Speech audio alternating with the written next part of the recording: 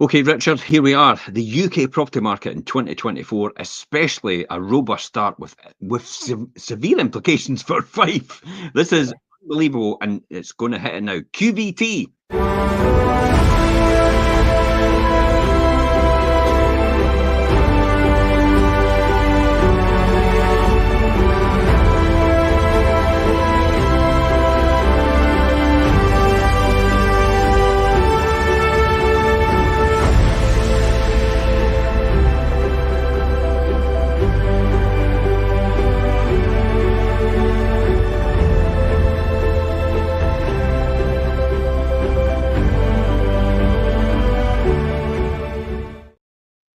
Here we are, UK property market, especially the Fife property market in 2024, a robust start. I mean, implications for Fife really overall. As an experienced estate agent and letting agent based in Fife, Richard, you and I've actually been closely monitoring the trends in the UK property market.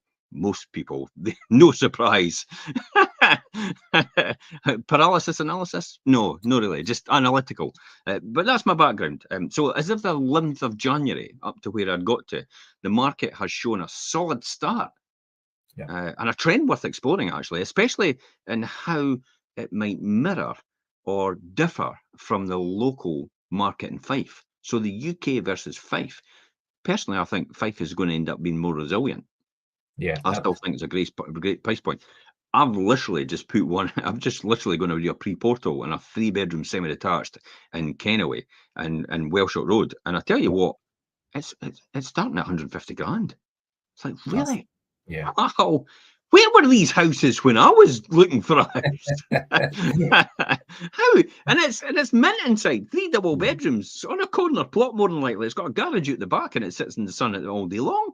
It's like, what? 150 grand starting point. That's unbelievable. Anyway, look, okay, this is the key here. Okay, let's drill it back down to the first 11 days of 2024.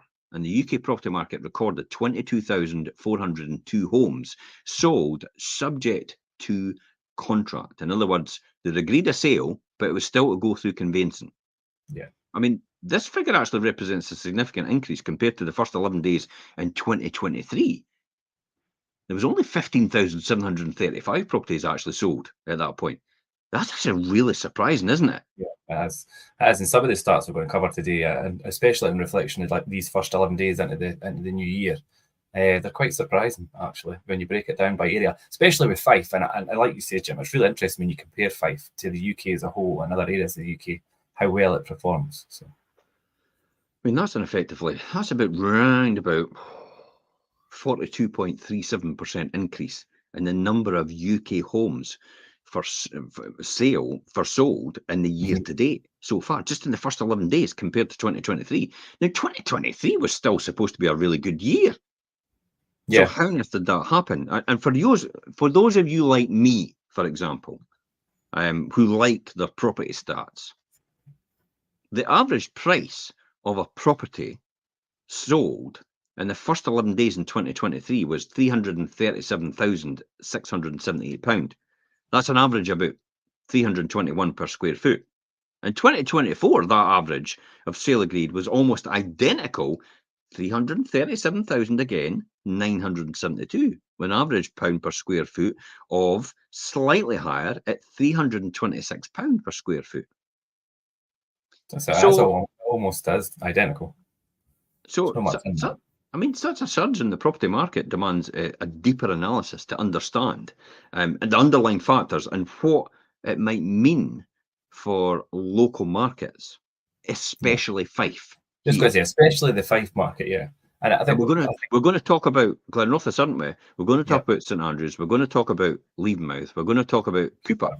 Yeah. We struggled to get stats for East Neuk because East Neuk was I've not got East Neuk today. So.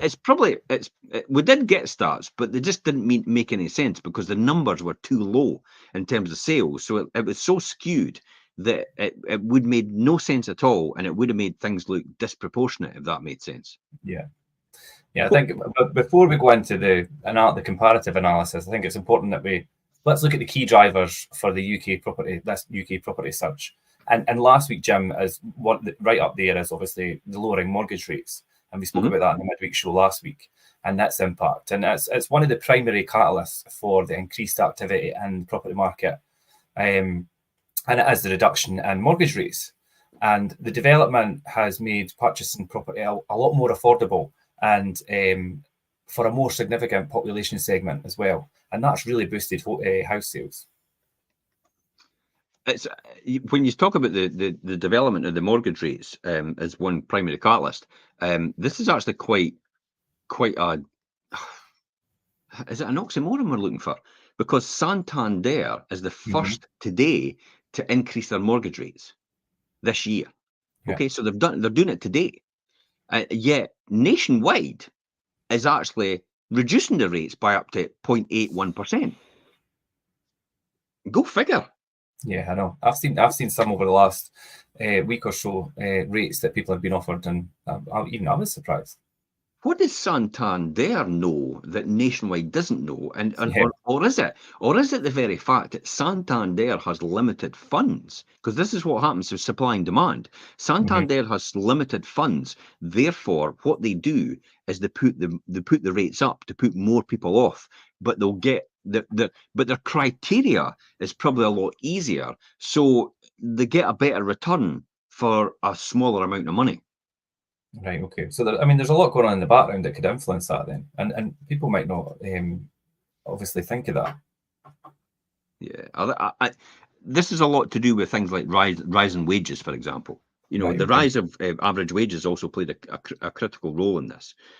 There's no surprise with more disposable income, and individuals are more inclined to invest in property, which is a secure and lucrative asset. Yeah. Now, so for some people that flies in the face of what I've just said there. The fact that average rates of salary, you know what I mean. It's a fact. It's not. It's so anybody out there sitting saying, "Well, my average salary is not going up," but it's a fact that average salaries in the last year have gone up 6.6%. Yeah. So you can't deny that. That's Office of National Statistics put all that information together and have come up with the key indicator. It's a fact that inflation as well is sitting at 4%. That could be from 3.9 to 4. That could be the driver behind Santander maybe making that difference in the mortgage rates. Just being a bit nervous about, if things So change. be cautious about things, yeah. Yeah, I think they're just cautious. So that's why. What? So when people have more money, they're more inclined to buy more things. If that makes, and also they're more inclined to possibly invest in property, as a classic example. Yeah, it's a classic thing when people have got more disposable income. It's they think about how they could spend it or how they could invest it. It's probably the best way to approach it. If you've got additional income and disposable income, invest it in something. And property is obviously a good way to go. What about employment rate or low unemployment rates, Jim? What about the effect of that on as one of the key factors driving the property market surge? It's a good question. So here's my thoughts on low unemployment is definitely a situation where we've never had before. The difficulty being so low in unemployment levels is we have possibly potentially to price fight for other employees and to poach them from other companies. Any company has to do that. Therefore, that's why salaries could be actually 6.6% above, because people are paying a wee bit higher in order to get people from other companies to come and join them, because there's a lack of people in the marketplace looking for a job right now. Just now, unemployment rates, I looked at them last week. There's about 1.4 million jobs available. There's about 900. Is it 900? No, there's 900,000 jobs available. There's 1.4 million people looking. It's the other way around. There's now an oversupply of people, whereas in the last year, there's been an undersupply. It's been the other way around. So I think you'll see salary rises actually starting to ease off. It's okay, Richard. I've already planned out yours. You can sit tight. It's no me telling you you're not getting anything this year. No, you're fine. So unemployment rates. Unemployment. Like you say, that slight shift obviously will have an effect as well. Yeah, it's a strong job market, and low unemployment rates have instilled confidence in people to go out there and do that. And that's what I say to a lot of people. We talked about this the other day. I says, at the end of the day, you could walk into any other job at this point in time. It doesn't matter where you are if you've got a good skill set, because people are still desperate to get people that are already trained, employees that are already trained, are already skilled in various areas. So is it bordered on the realms of a jack of all trades, master of them all? Yeah, well, You know, because usually people say that tongue in cheek about jack of all trades, jack of all master trades, master of none. none. Yeah.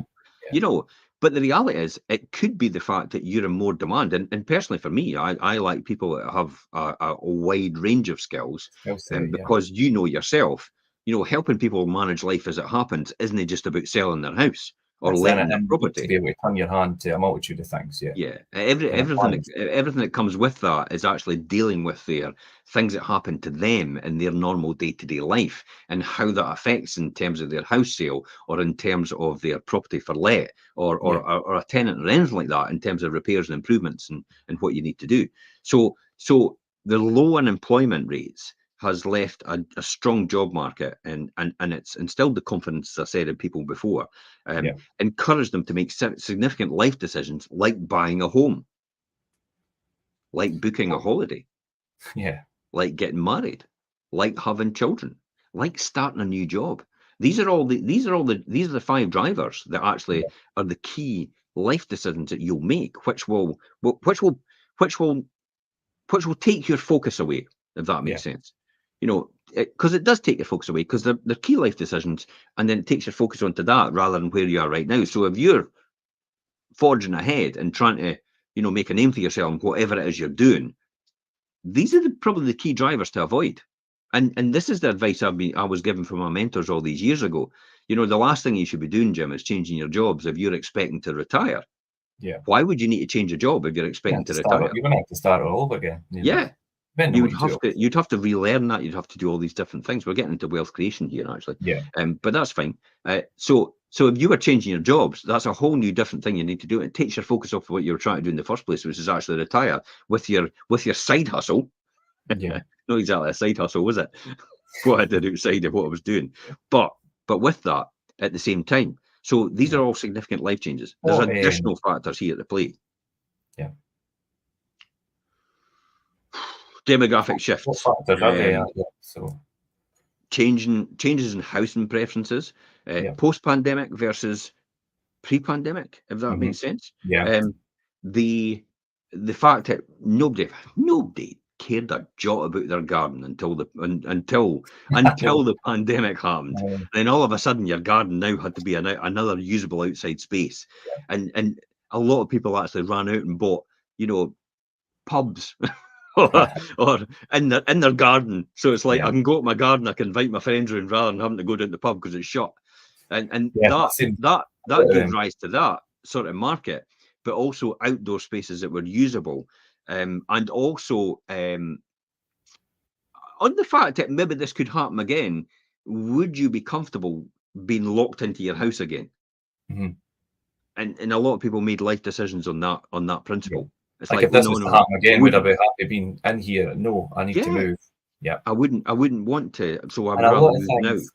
The garden was a big thing. Working for home offices and things was a big thing as well. So people started when things opened up again. People were like, I need an extra room for a home office, and there's a lot of things that made people change the way they think. Government policies influenced it quite a bit as well, especially in England. The fact that the government policy is about incentivizing people, taking the stamp duty threshold, no stamp duty up till 500,000. In Scotland, I think it was no stamp duty up until 250,000. 250 was, yeah. And it's still quite good in Scotland because, as I said now, a 3-bedroom semi-detached in Kennaway is 150 grand. Yeah. You're not exactly bursting into the stamp duty threshold, are you? No. You're only on the cusp. You're just on the cusp of about 10,000 into it. And that's going to be minimal. It's going to be about 300 quid or something like that. It's something ridiculous. So you're not going to, and that's a really good quality house for somebody for a family home, or even a starter home. I mean, that's starter room territory as well now. Yes. To have that. So that's what made additional differences when they gave incentives for all these different things.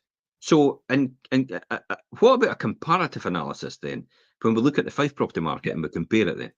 Yeah, so this is interesting. So yeah, the comparative analysis.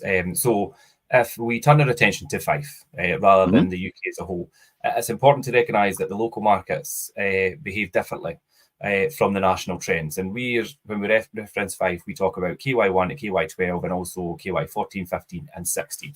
Okay. Yeah. As we said, we didn't have stats for East Neuk today, but we will break down Fife and then the Leavenmouth, Cooper, St Andrews and the Glenrothes. Cooper areas as well, and Glenrothes as well, sorry. So it's the same period in 2024.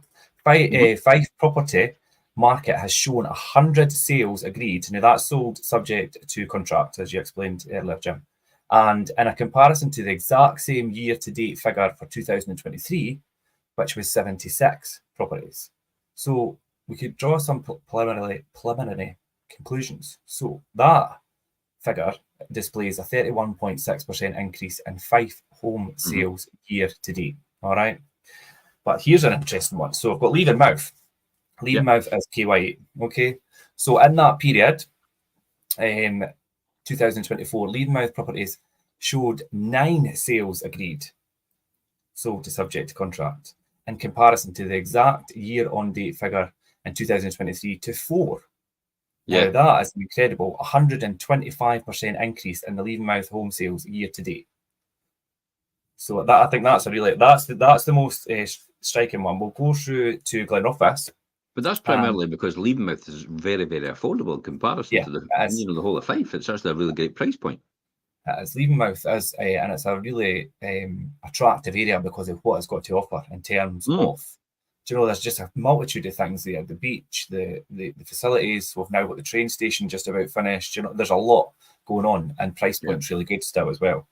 So the same period for Glenrothes, 10 sales were agreed, subject to contract, in comparison to the exact year-on-date figure for 2023, which was 12. So that's a 16.7% decrease in the Glenrothes home sales year-to-date. But that's no surprise, because remember, Glenrothes has got quite a lot of new builds coming into there. There's a lot going on in Glenrothes just now. So you'll probably find these stats won't include new build for 2024, which is quite a lot coming into 2024 and the end of 2023, because the new build information, they're reluctant to actually tell anybody about how many properties they've actually sold. They're keen on telling everybody how many properties they've got available to buy, but not keen on telling them how many sold, because then it obviously gives the place a reputation if they've not sold enough. Yeah, so that's quite a good analysis of that. The Cooper area has 10 sales agreed in that period, compared to the exact same year-to-date figure of 6 in 2023. So that's a 66.7% increase in Cooper home sales year-to-date, which isn't surprising. I think that's probably sounds about right to me, to be honest. It's still bizarre, considering that, to borrow money last 2023 was a lot cheaper than it is now. Yeah. And so I'm not really sure what's going on here, but mind you, right now we're looking at base rates, but when you look at mortgage rates are really still quite good in comparison. You're getting 5-year fixed rate deals at 4.6. Yeah, I've seen 4.7, 4.8, round about there. Yeah, and when you reflect back to 2023, that was probably about the same. It's probably maybe about that area anyway, because swap rates were difficult, because I think the Liz Truss budget had actually thrown everything off track. So positive. I mean, that woman's going to get blamed for a lot. It's going to take a wee bit of time for that to leave. Somebody else has got to do something disastrous to take the heat off Liz Truss and her budget, or disastrous budget. Yeah, I think that'll she's getting the blame for everything. Yeah. But true, that's probably why you've seen more sales in this year in the first 11 days than you have last year in the first 11 days. Yeah. What about the other areas? What about St Andrews? I've only got St Andrews left, because I guess, as I said, we couldn't pull accurate figures for East Neuk. So the same period or something, but so that's why it wouldn't make sense. Yeah. So the same period, 2024, St Andrews property market has shown 3 sales agreed. And that's in comparison to the year-end date figures for 2023, which was 2. So that's a 50% increase for St Andrews home sales year-to-date. Yeah, and St Andrews is a lower market because obviously there's less properties available, just as in the region itself. Whereas Glenrothes is a bigger region, so is Cooper, and so is Levenmouth in comparison. That's why East Neuk households is, into the thousands, but not the tens of thousands in terms of that. So that's why it is quite low in comparison. So if we delve deeper into this, a national picture, albeit slower, it's very much early doors, so things could actually change things could overall. change, but I mean, we're only approaching the end of January here. So. However, I've been doing my Sunday night updates, my weekly updates right across the market, and so far in January, demand has outstripped supply for house sales. There's more houses getting sold now in January than actually getting listed. This is why I told everybody, if you're going to be selling your house, you can see this coming again. I should just get a tape recorder and just play this back every single time to everyone out there. Because this is why I told everybody, this is the best time to sell, because you've got a closed shop here. You've got everybody waiting, and you've got all the agents advising everybody to wait till spring, because they're all like, we just want to take it easy for a wee while, and we'll get you in spring, and when your flowers are out. Yeah, that's a great idea. No, it's no. Take advantage of it now, because the more it goes on in spring and the more it goes on in summer, the more you've got to compete against if your property's going on the market. Therefore, if you list it now, you've got less properties to compete against, less stock to compete against, less similar properties to yours to compete against, and also people are actually quite comfortable with the current stability of the UK economy. Now, I was looking at statistics the other day, and did you know the borrowing for the UK is 97.7% of GDP? Really? Do you want to know what it is in? Is it Italy?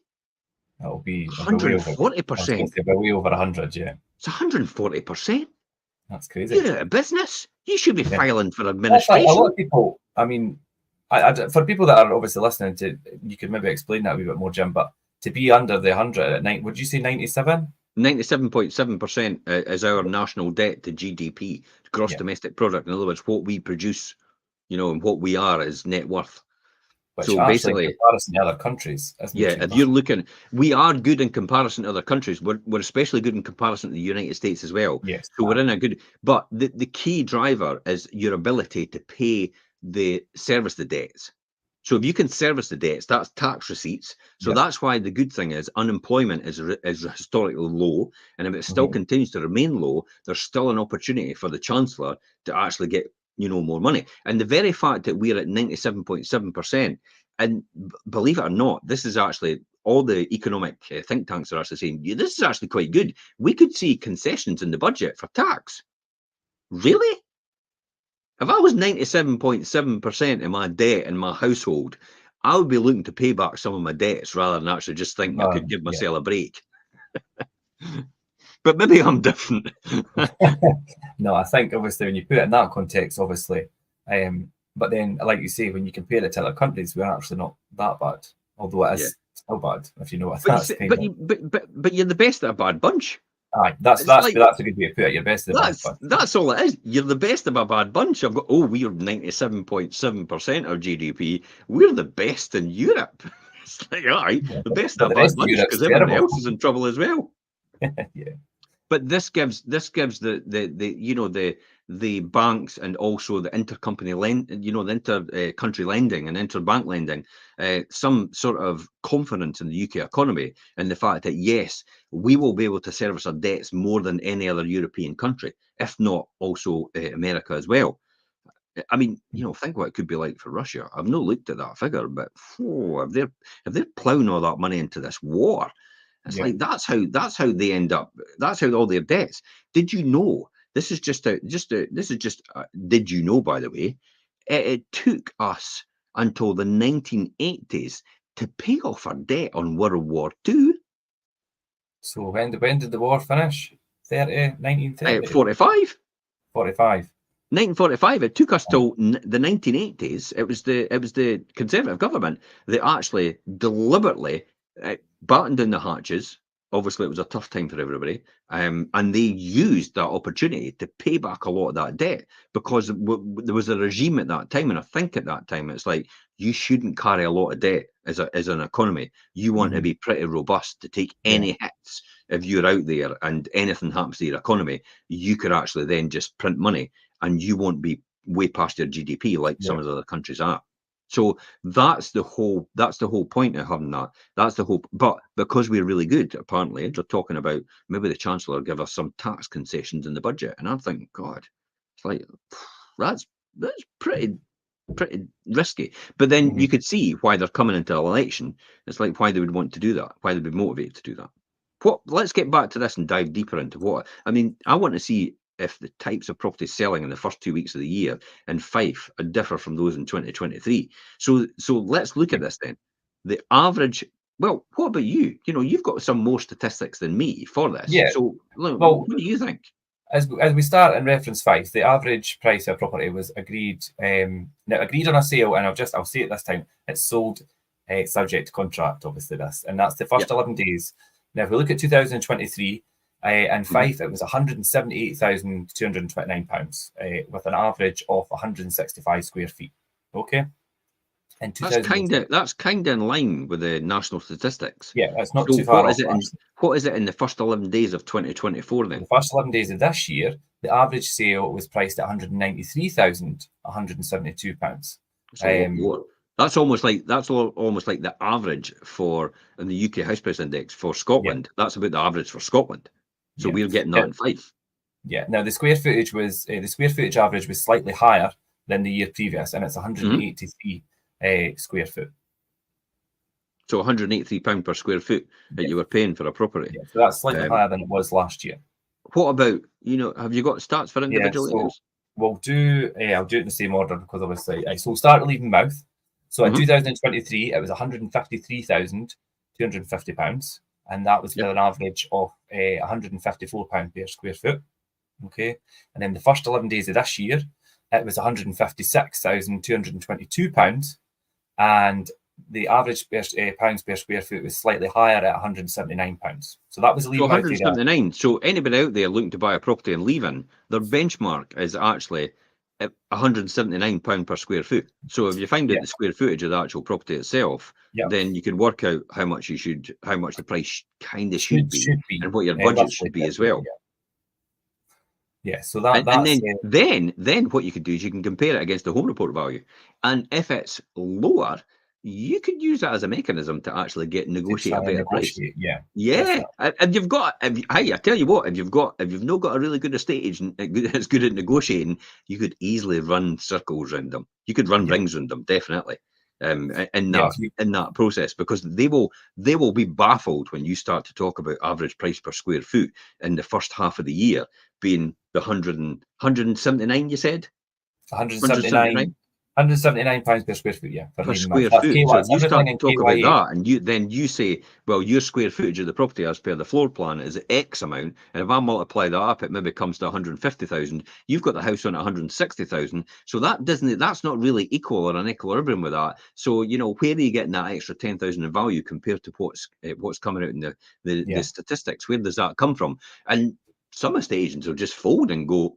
I was just going to say, if you're up against... Is that an offer? I'll pass it on to my seller. And then they'll say the same thing to the seller, and the seller will go, oh, you must be right, because you're quite knowledgeable. So the seller might end up agreeing to a lower price.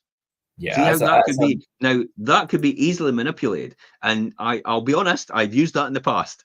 It's true, though. Knowledge is power in certain instances. And if you're up against or dealing with an agent or a negotiator who's just a yes or no person, and doesn't really know facts and things, then the ball is in your court, definitely. Yeah, did that over at Tony's house in Balmullo, my daughter's. Yeah. No, they're not for moving. They're not for moving on their price. They will not budge on their price. And then I showed Tony, I goes, say this and say that, and do this and do that, and show them these stats. And Tony went back to them, delivered these stats, and the boy came back and said, yeah, they'll accept your offer.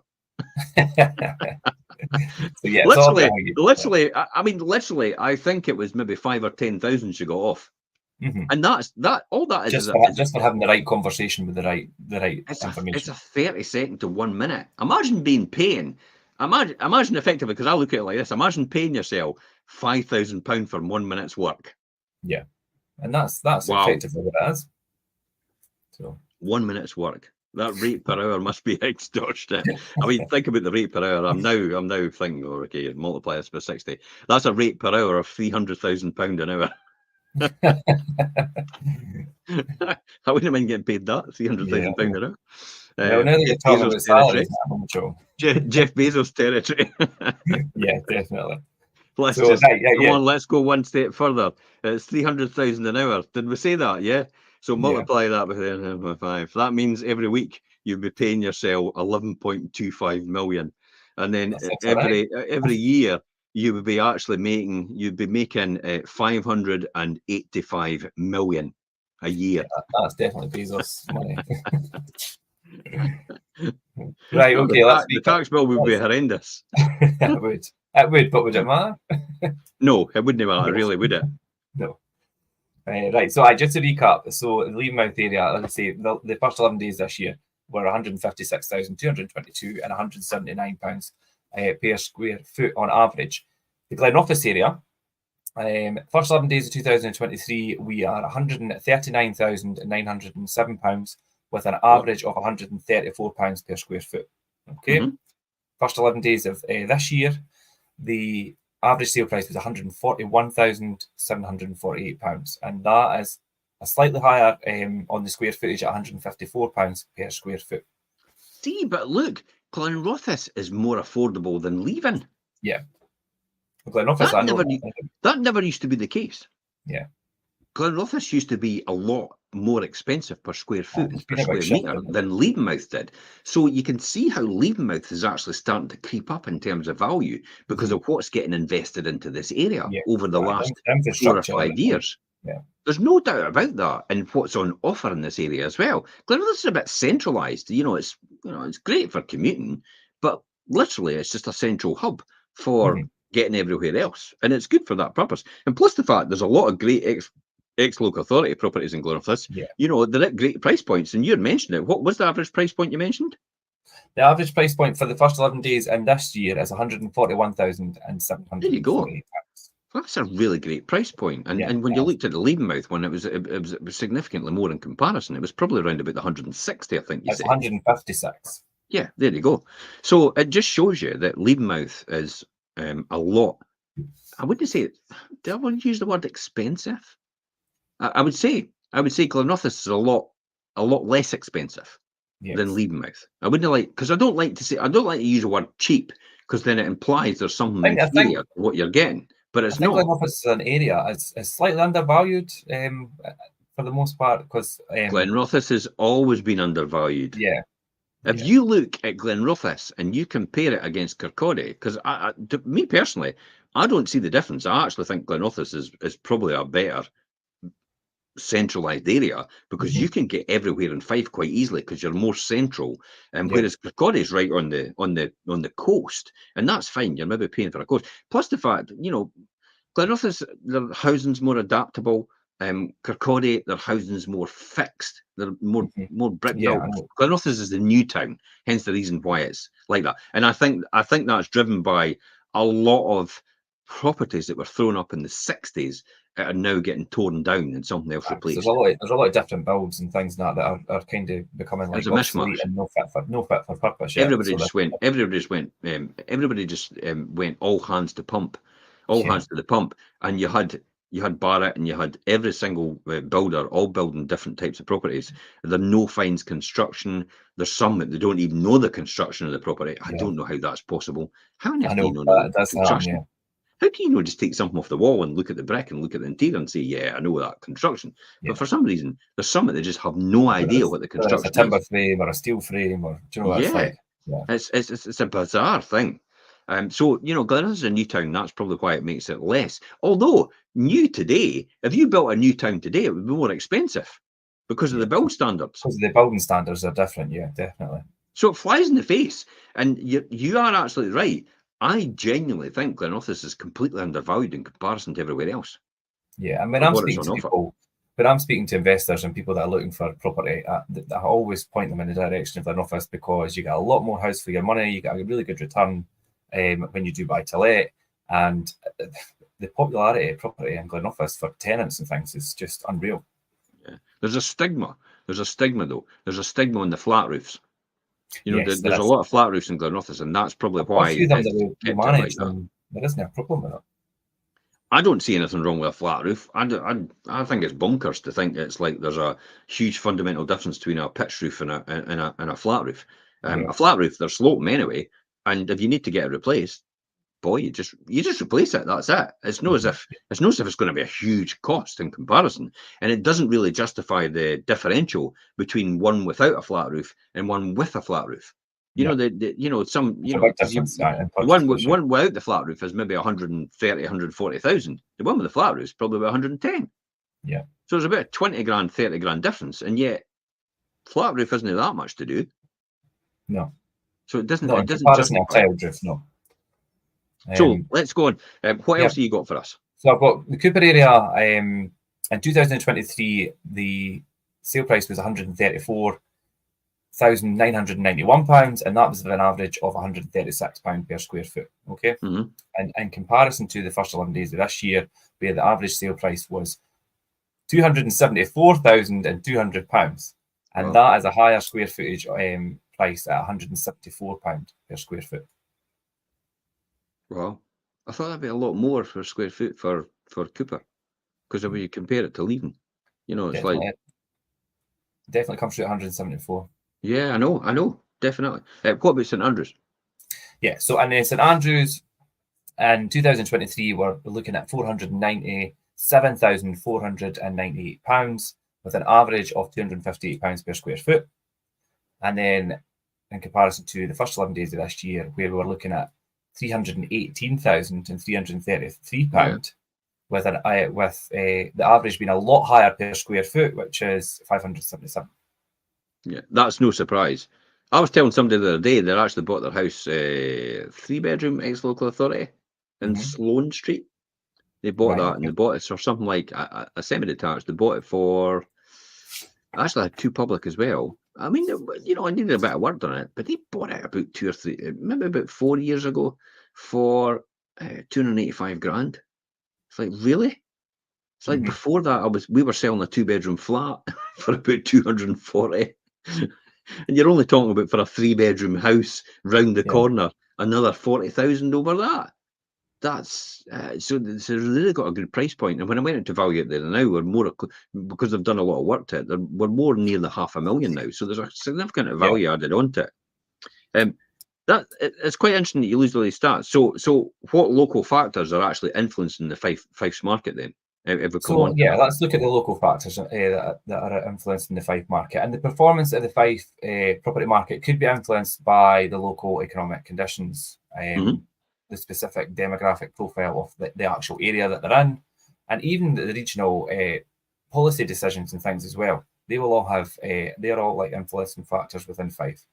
For instance, developments and the local employment opportunities, infrastructure projects, like we just spoke about the train station in Leiden and things like that, they're going to obviously have a big impact. Or changes in the local landscape compared to other parts of the UK could significantly affect market dynamics. I would be interested in people to share their thoughts on this as well, obviously for different areas within Fife. Jump in the comments. If you're watching this a rerun, still do it, because we would like to know, and we would like to obviously come back and get some feedback and speak about that, because there is a lot of different local factors that will influence the market in Fife as a whole. Yeah, I definitely think so. The good one about the new build areas, when you introduce more new build, it actually makes the other properties that are not new build more attractive, because new build costs a lot more to build than the what we call the resale properties. Yes. In other words, ex-local authorities. Some properties have been up for maybe 200 years. You know, new build actually is extortionately more for that very reason, because the building standards are a lot higher. But it does drag the prices up in all the areas. So if you introduce, it would fly in the face, really, of supply and demand, because you kind of think to yourself the prices would drop as a result of that. But they're no daft. They strategically don't flood the market with a huge amount, and they only release a certain amount of time. For people to actually to buy, and then they build them as they go, rather than actually flood the market all at the same time. So they artificially Yeah, and I've said it. They artificially keep their price point high. Yeah. We're no popular with house builders, are we? If anything, I've watched them, they will hike. It's true, though. They'll Yeah. be going, no, he's giving the game away. But that's how it works, yeah. So, Jim, in terms of like what the future outlook and advice for homeowners and things, and even landlords in Fife as well. Oh, looking ahead, the property market in 2024 is, well, it's on a promising trajectory, put it that way. I think if you're looking at the stats there, that's, yeah. However, understanding the nuances of the local market is crucial for homeowners and landlords, I would say, Yeah. in Fife. It's not just about national trends, about how they interact with the local and regional factors that are going on. We've seen that with the train station in Lena, Yeah. how that's all been coming in, and now that's coming to fruition. I would see a jump up in that area of properties in terms of the price points over the next 2 or 3 years as that begins to take off. As a professional, I'd encourage any homeowners and prospective buyers to seek tailored advice. That's the one thing I would say every single time. Speak to someone that actually knows and discuss with them your personal circumstances. Because understanding the current market position of your property and how to navigate it in the 2024 market landscape will be pivotal, definitely, in making informed decisions. Now, while the UK property market has seen a robust start in 2024, it's essential to fully dive into local market conditions to grasp the opportunities and challenge at hand. And for those in Fife in particular, we're here as experts to help people out and to give them insights and guided, tailored advice on our unique market conditions in Fife itself, and even in your regional areas. Because St Andrews is a different from the East Neuk, completely from different. Yeah. Levenmouth, from Cooper, from Glenrothes, from Dunfermline, and from Kirkcaldy. They're different. They're microregions. They all work in different ways. While one's farming and tourism and fishing, the other side is industrialized. Industry and things, yeah. And it's completely different.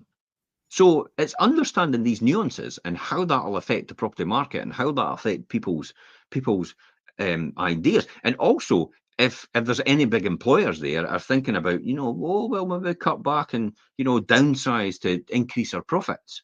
These are all different things to think about in areas which make a fundamental difference to people's what's in their pocket. And then it makes a difference in their mind about what they would want to buy and whether supply and demand will be higher or lower in areas. Now, I did a show the other day, and it was about, is it a buyer seller's market or is it a balanced market? But at this point in time, it's still a seller's market, moving to a balanced market, because 46% of the properties that are actually current on the market right now are sold. So it's about 1,700 properties are sitting in the market right now, but 46% of them are actually sold, and we're round to about 957 left.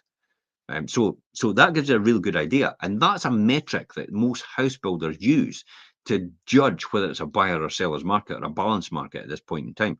So it is. If it's over 40%, it's still a seller's market. If you go beyond that to about 50% and above, you're in a hot seller's market. If you go beyond 60, you're in an extreme seller's market. Yeah. And that's where we've been for quite a lot of times, sometimes at 80. For and it's not going to stay there. Do you know what? It has to come do a U-turn and come back the way eventually. It's not going to stay up there all the time. Things always continually move. No, it won't, and it'll come to some sort of equilibrium. But if interest rates start to come down, if base rates start to come down, inflation starts to come down as well, and unemployment stays the same in terms of the numbers, and that actually gets a wee bit better, and wage negotiations go up, guess what's going to happen? I think property prices will continue to be quite robust, and I think people will still pay a wee bit over the home report in the coming year. Yeah. That's why when we get to the end of the year, I'm predicting round about the 1% and 3% increase, between 1% and 3% overall. So it's understanding all these different things to make a difference, and whether you should be, for landlords at this point in time, there's a lot of landlords saying, I want to sell off because of Scottish legislation. And I'm thinking, are you mad? Yeah, I know. It's this is the best opportunity ever for anything. This impending legislation is a blessing in disguise for most landlords. Yeah, if you approach it correctly. And I was going to implement that in my kind of final thoughts there. I mean, homeowners and landlords really you really need to have the right information and appreciate the fact that if you've got an agent who you're dealing with, they should really know the influencing factors within the local area and how that's going to impact you and your investment things as well. Definitely. The Fife property market is pretty dynamic, though, and what applies on a national level might not mirror precisely what applies on a local level. As we move into 2024, stay informed. Adapting to the changing market will be crucial for success in any property transaction. That's what I would say. What's your final thoughts on this, Richard? Yeah, as I say, sorry, I kind of interjected there a wee bit early, but that's what I was going to finish up with, and not just the homeowners, and obviously because I work with a lot of investors and things and landlords, is to really have the right information and definitely think about things properly before you take action on selling, and think about your investment and get all the right information. And whether your property, like you say, Jim, whatever area of Fife it's in, it will differ slightly. So make sure that you're getting the right information and speaking to the right people before you make decisions. Absolutely. And we'll finish there. Thank you, everybody, for tuning in. Anybody listening on rerun and anything like that, feel free to reach out to us if you're needing any more information and advice. Until next time, guys, it's bye-bye from us. Bye.